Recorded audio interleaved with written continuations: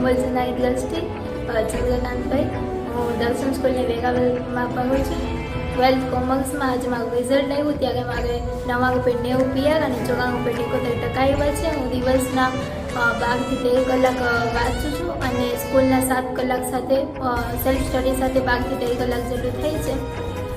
School મતલબ લગભગ મારું સ્કૂલ સાથે જ થતું હોય સ્ટડી. સ્કૂલ જે કહે છે એવું જ હું કરું છું. સ્કૂલે કીધું એનાથી એક્સ્ટ્રા મેં બધી કંઈ જ નથી અને સ્કૂલ સાથે મહેનત કરીને હું આજે આ શીખવા પર કોઈ જ નથી. હવે આગળ તારે શું કરવું છે? આગળ હું CA કરવા માંગુ છું. મેં CA ફાઉન્ડેશનમાં એડમિશન લઈ લીધું છે અને મારી સ્ટડી ચાલુ છે. હું સુયાણી વંશિકા યોગેશભાઈ. મારું આજે રિઝલ્ટ આવ્યું છે. હું 10મા દર્શન સ્કૂલમાં ભણું છું. મારા રિઝલ્ટમાં PR 99.30 અને ટકા 91.86 આવ્યા છે. એનું મને ગર્વ થાય છે કેમ કે મેં સ્કૂલ સારી પસંદ કરી.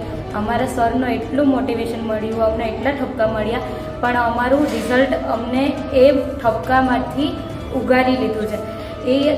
આ રિઝલ્ટના ગમે હકદાર અમારા માતા પિતા અને અમારા ગુરુને જાય છે. બસ હવે શું કરવું છે આગળ? અમારે આગળ ફાઇનાન્શિયલ મેનેજમેન્ટમાં આગળ નવા અભ્યાસ કરવાનો છે. હું પારળ બંસી કાજલીથી છું. હું દર્શન સ્કૂલમાં 11-12 ભણેલી છું. મારે આજે રિઝલ્ટમાં 99.39 PR સાથે 92.14% આવેલા છે.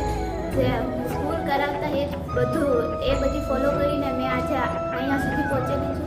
સર બધું કહેતા, અમારા બધા સ્ટાફ મેમ્બર કહેતા, એ બધા એ પ્રમાણે મેં કરેલું ને હજુ હું કેટલા કલાક મહેનત કરતી બેટા?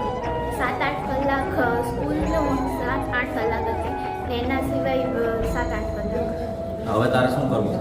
હવે BBA કરવું છે ને આગળના એક્સ્ટ્રા કોર્સીસમાં ફોર્મ ભરવાના છે. મારું નામ ચુડાસમા કુમાર ભરતભાઈ છે. મારા પપ્પા રિયલમાં જોબ કરે છે. હું અહીં દર્શન સ્કૂલમાં ભણતી હતી 12મું ધોરણ. મારા PR 95.86 અને ટકા આવ્યા છે 86.29 આવ્યા છે. મારું આજે જે પણ રિઝલ્ટ આવ્યું છે એનું બધું જ શ્રેય મારા મમ્મી પપ્પા અને મારા સ્કૂલના બધી ટીચર અને ખાસ કરીને અમારા વિચલાણી સરને જાય છે. અને મારા BOમાં 100માંથી 100 આવ્યા છે.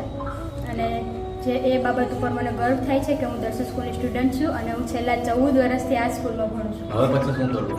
હવે મારા આગળ મેનેજમેન્ટ